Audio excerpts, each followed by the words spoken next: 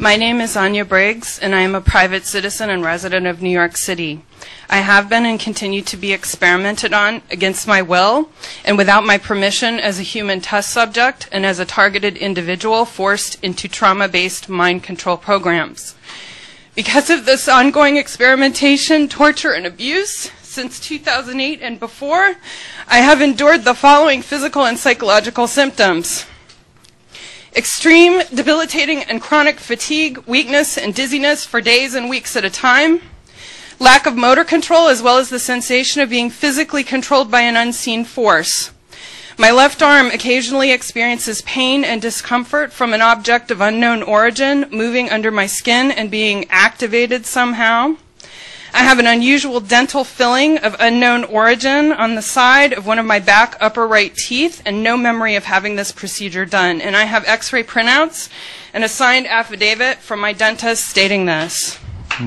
Said dental filling causes me sharp pain, discomfort, and sensitivity.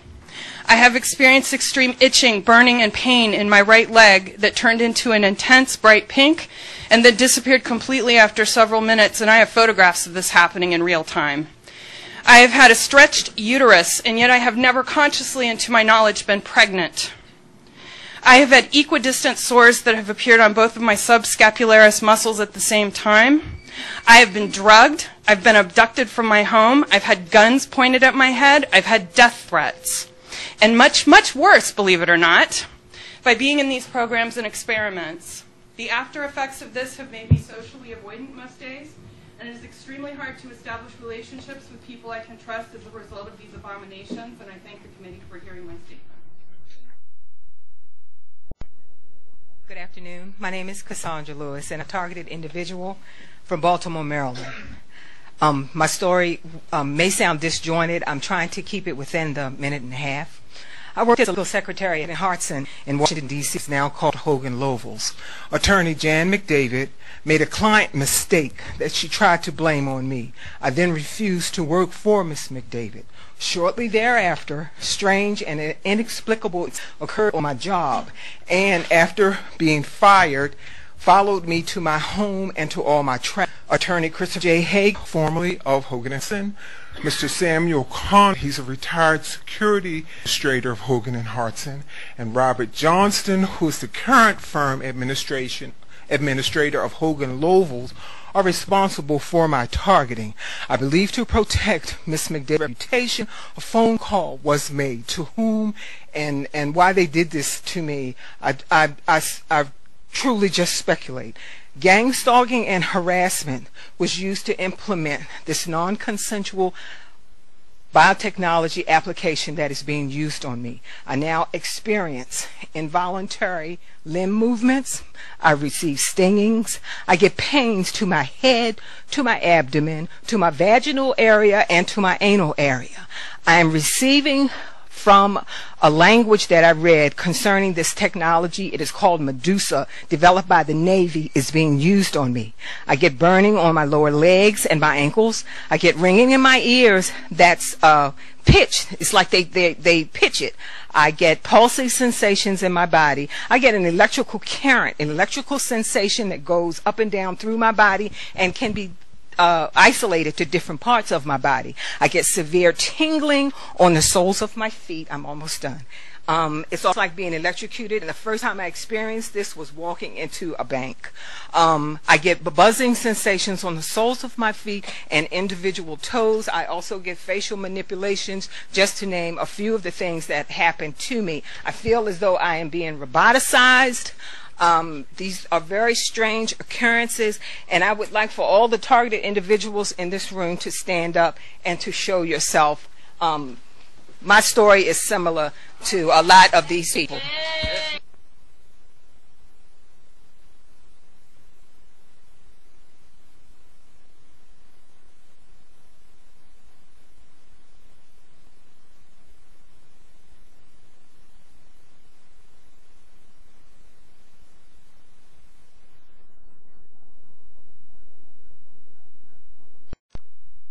Good afternoon, and thank you for this opportunity.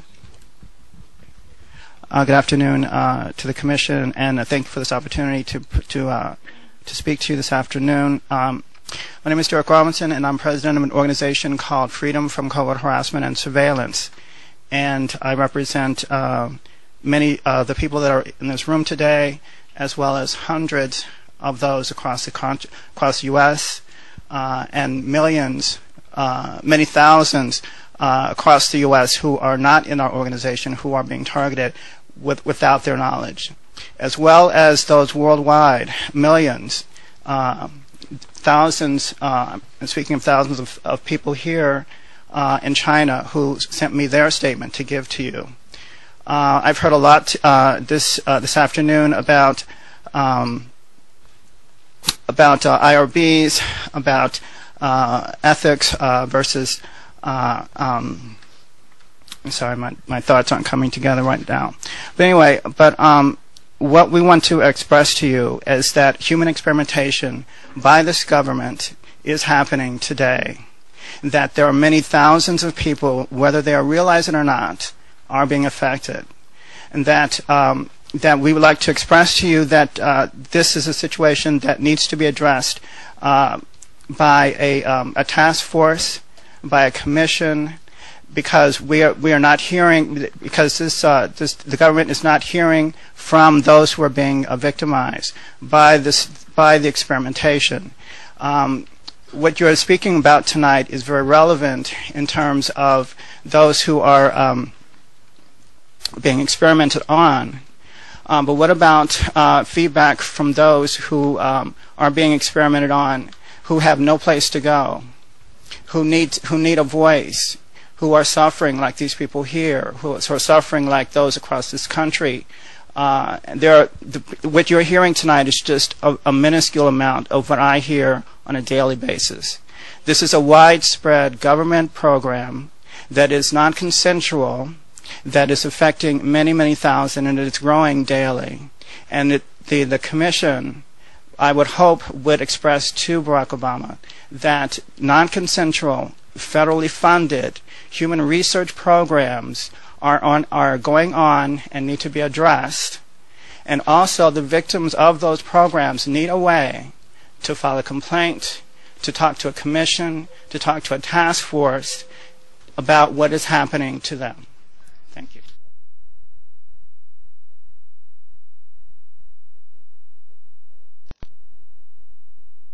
How many, Val, how many were on we really got those on the list. I'm so sorry. I tell you what, we do have ways to submit through the website. Is that correct?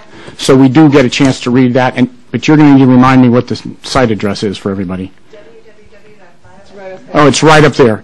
So you can submit, and you must. Please do submit on that, okay? So thank you. I think we're... Just 1 second. I believe it's been done on purpose. Did you ever receive my letter? We really... Did you receive my letter, Miss? Yes, we did. Did you receive it? I would like to have the answer. Torture. Do you... I'm sorry, gentlemen. We have I'm letters. sorry, please.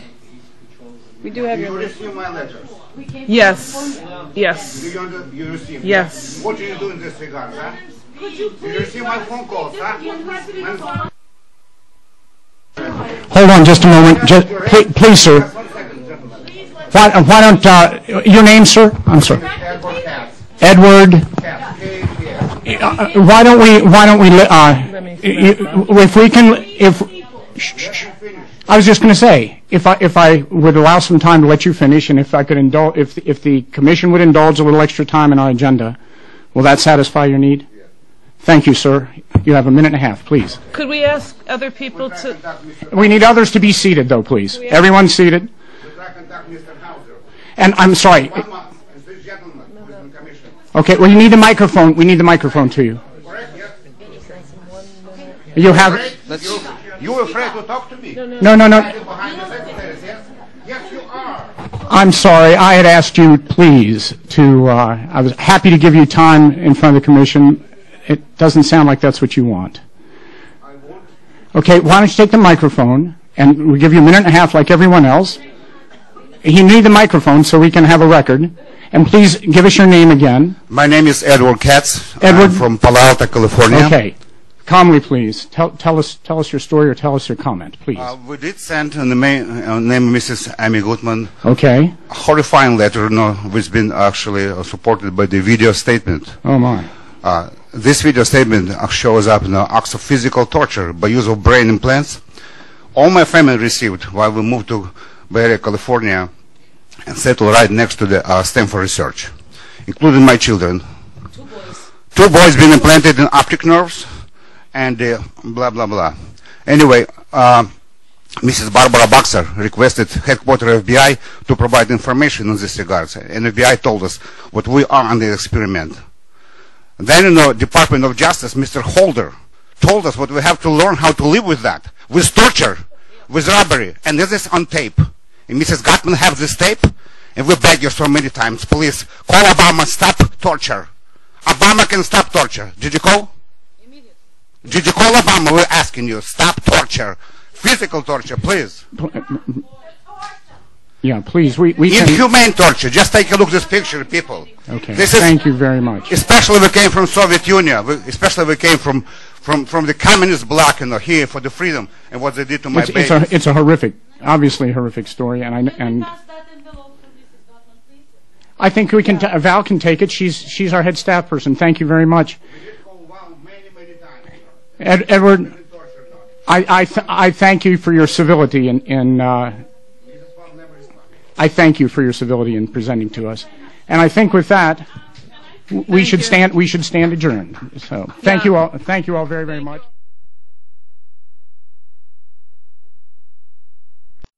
Thank you.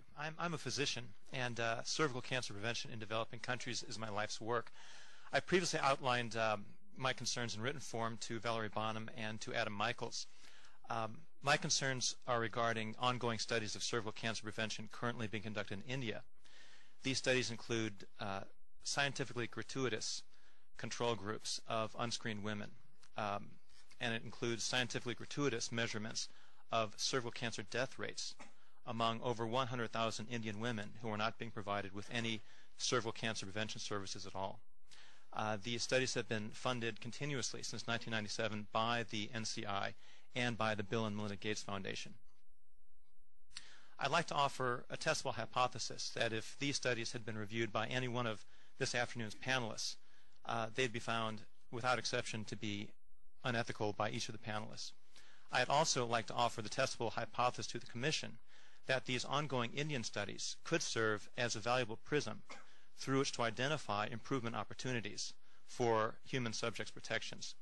And finally, I'd like to offer my own technical consultative services to the Commission, as well as those of my colleagues in Vietnam and other developing countries, if the Commission should find a more grassroots perspective to be valuable. Thank you.